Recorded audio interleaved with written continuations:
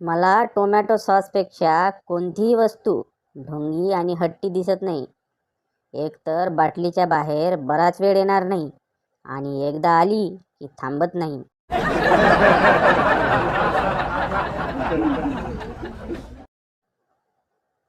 चहामध्ये साखर किती पाहिजे हे फक्त पिक्चरमध्ये विचारतात.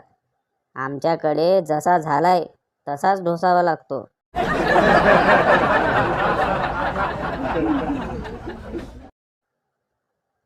माणूस, साहेब, माझी बायको हरवली.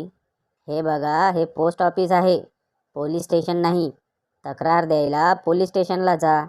माणूस, चायला आनंदाच्या भरात कुठे जाऊ तेच सुचत नाही.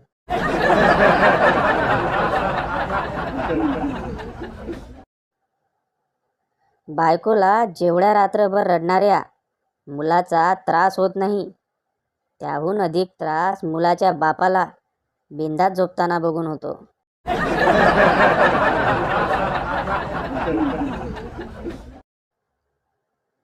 काल एक जण बायकोला पार्लरमध्ये घेऊन गेला होता.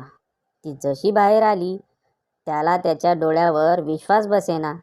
तो म्हणाला, "अगं, काय छान दिसतेस तू. काय केलंस नक्की पार्लरमध्ये?" तेवढ्यात आतून आवाज आला, "अहो, माझं व्हायचंय अजून."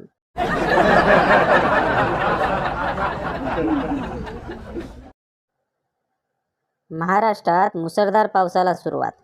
बायकांची नवऱ्याला सक्त ताकीद, भिजून आला तरी चालेल, पण हलत डुलत आलात तर कपड्यासकट पिळून टाकीन.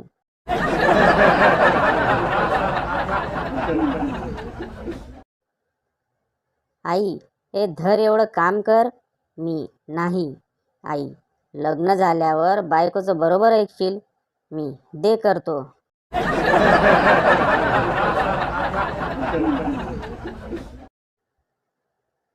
शाळेत मराठीचा तास सुरू असतो.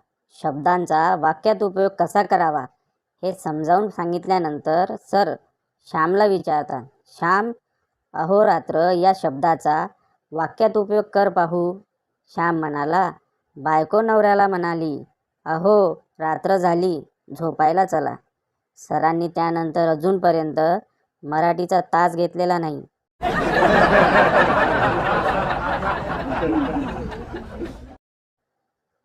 एक प्रश्न माझ्या मित्राने विचारला, "परिवर्तनची व्याख्या काय?"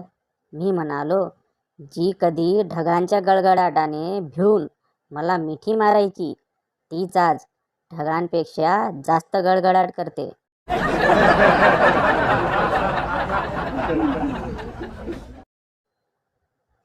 विचार करा, नवऱ्याचं काय झालं असेल. बायको, "हॅलो, कुठे आहात?" नवरा, "ऑफिसमध्ये." "आणि तू?" बायको, "मी हॉटेलमध्ये, तुमच्या मागे 2 टेबल सोडून." पोरं विचारतायत, "पप्पांबरोबर आत्या कोण आहे?"